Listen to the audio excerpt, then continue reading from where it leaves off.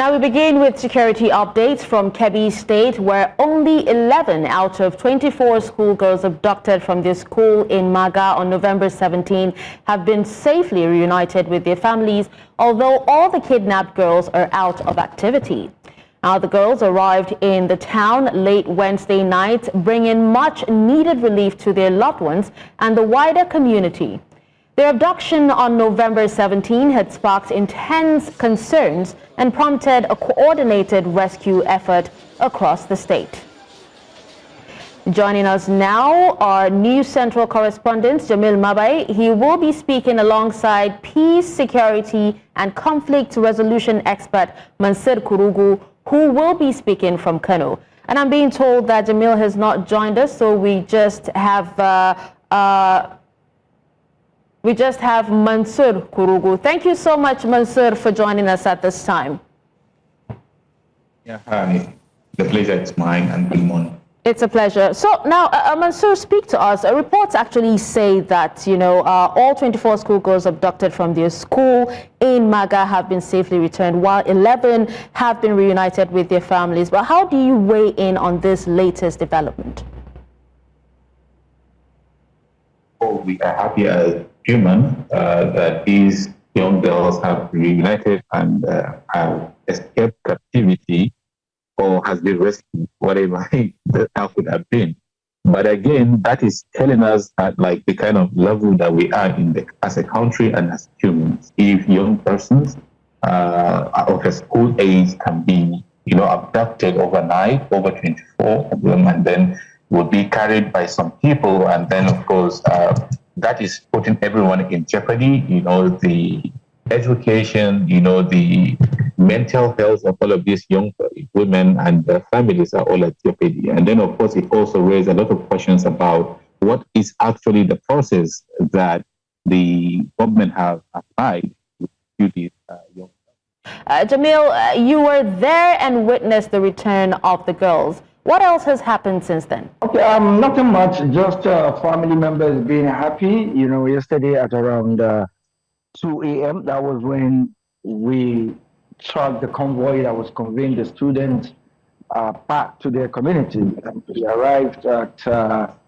Maga community at around 1:30 to 2 a.m., where the military personnel handed over the students to the district head.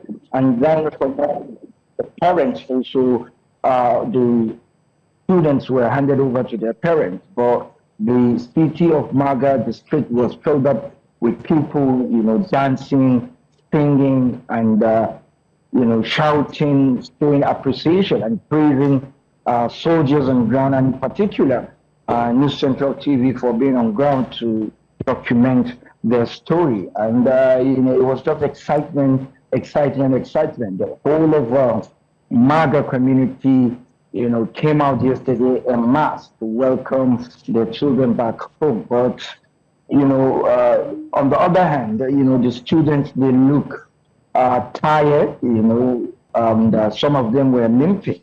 Probably with time, they might be able to recover. But there is also the part of, they need to remember the trauma they've been through. And now the main question is, when the school reopen, and if the school is open, will the parents feel safer to return their children back to these schools? And in particular, again, while we were at the district head, the leader of the delegation, said they are here to deliver 11 girls. And according to the state government, it was 24 students that were rescued. But yesterday we counted 11, but we are yet to confirm what happened to the other students. All right, so we seem to have lost Jamil, but we still have Mansur Kurugu, an expert with us to speak more on this.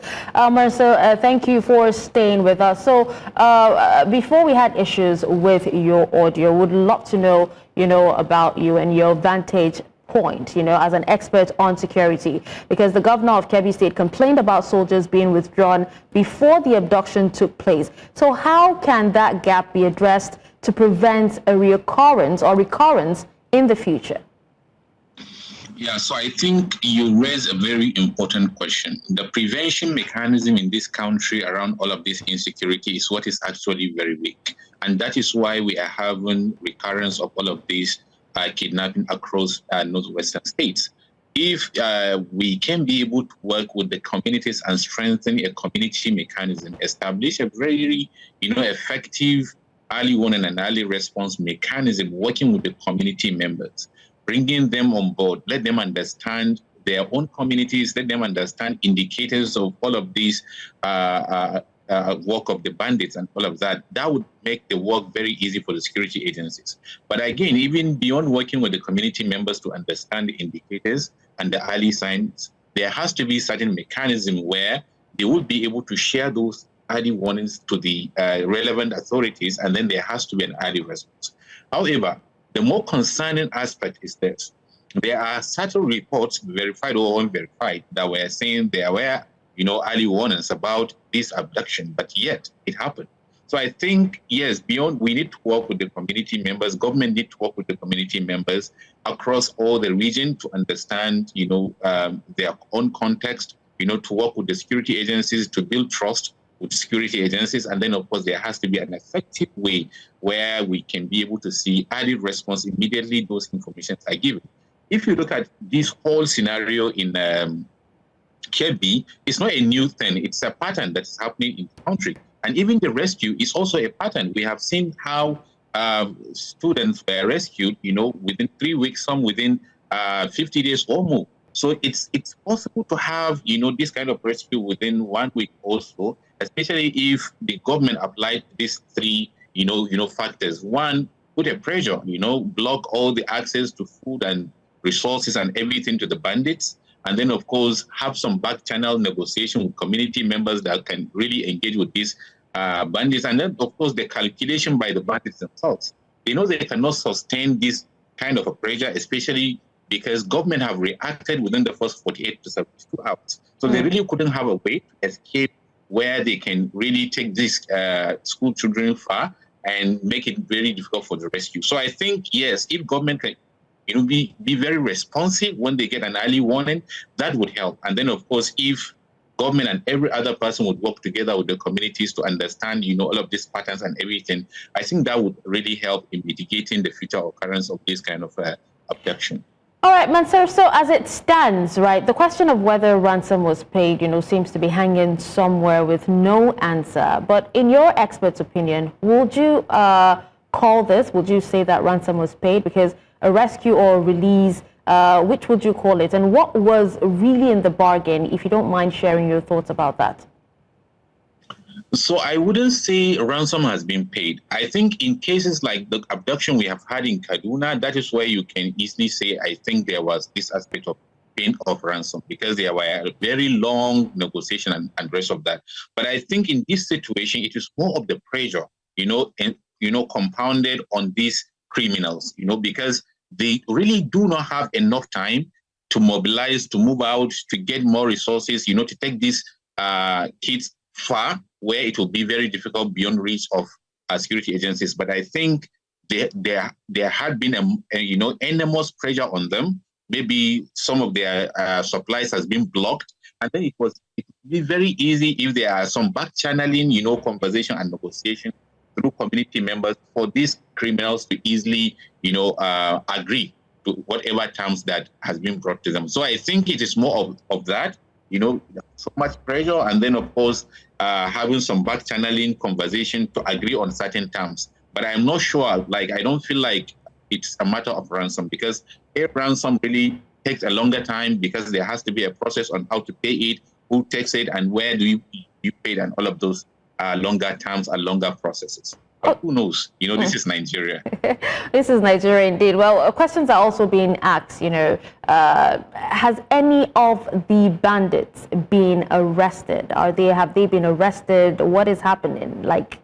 A very big question indeed. Yeah, absolutely. So this has always been a question, should there be any reason why anybody should negotiate with bandits? Well, a lot of people have an opinion that these guys are criminals, go after them. So, but in a situation like this, when they already have our younger sisters, 24 of them, I think negotiation is the first step. saving these kids. That should be the first step. And then, of course, government should come out and do its work and make it even impossible, for these criminals to have a place where they can hibernate and even attack. And also look at the developmental challenges that even made it possible, to have these kind of people. A lot of them are even Nigerians. And ordinarily, Nigerians shouldn't have a reason why they should attack anybody, not even other opponent or anything, anybody. But maybe there has been a systemic challenges that has been there for a very long time that had not been addressed, which I believe Nigeria now, in addition to attacking all of these bandits and making it impossible for them to do any more damages to the country, they really needed to look into all of these developmental challenges and start working about them. Well, thank you so much, Mansur Kurugu, for your time. Thank you for speaking with us. Yeah, it's a pleasure speaking to you. All right, we still have Jamil. Jamil, thank you so much, Jamil, for joining and speaking on this.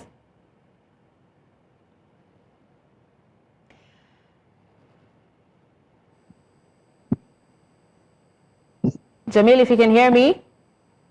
Yeah, I can hear you. So, like I was saying, this morning we came back to Maga community, and we are right behind me is one of the houses where 2 students were abducted, and we tried to talk to them, but they said we have to wait for the father to come back. So today we will begin to talk to some of the students, the victims, to understand, what they went through and what really happened. But like I've always said, a lot of questions that people are asking is, what happened at the back channel discussions? When was ransom paid? How was the student rescued? And what will happen to those who were complicit that led to the abduction of these students? And but people are happy here. The mood today is that of excitement. Since yesterday, I think the people, some of them partied all night, on the street. And, Maga now, it's back, and people are happy. Jamil, you've spoken to us about the excitement, to welcome the girls and all that. But what have security agencies said to the villagers there in Maga about security going forward? They didn't say anything, because even the security forces were shocked when they realized we are pressed, when they saw us, because they drove, in the late early morning hours. They were like trying to smuggle them back. And News Central TV was the only station on ground that witnessed the incidents. At the point, we were stopped, and we told them that we're pressed, and we are here to tell the story. They had no option but to allow us. But when we were at the district head house, before they started, the discussions, we were asked to stay outside the finished discussion. And as soon as they delivered the students, they returned back to Zulu, probably to the state capital. But there wasn't no assurances, no any guarantee that event or any act such will reoccur, will happen again, or measures to prevent such from happening. They didn't say anything, And even while we were coming, the school is still closed. No any military vehicle or security vehicle, parked outside the school. And like I said, most of these students now, one thing is certain, even if they want to go back to school, their parents might be skeptical, uncertain whether to take their kids back to school for the fear of being. All right, Jamil. So out of the 25 girls, only 11 have been returned. Do you have an idea? What are they saying about the rest of the girls? They haven't said anything yet. That's it. We tried to speak with the district head, but he's having a meeting. So, but from what we have gathered, there are some students who are not in Maga, who are not Maga residents, but some are saying the incidents happened in Maga. So the 24 students ought to have been brought to Maga, then parents from there, parents from wherever community they are, and come and take their children back home. But 11 students were delivered. We had that in tape from the army that handed the students to the district head, He said these are the students, 11 of them are here. So we don't know what happened to the remaining ones, whether the authorities have handed them over to their own parents at different communities. But that information, later in the day, we'll get to find out the actual number of students that were truly rescued. Well, we hope to hear more updates about the girls soon. Thank you so much, Jamil, for the update.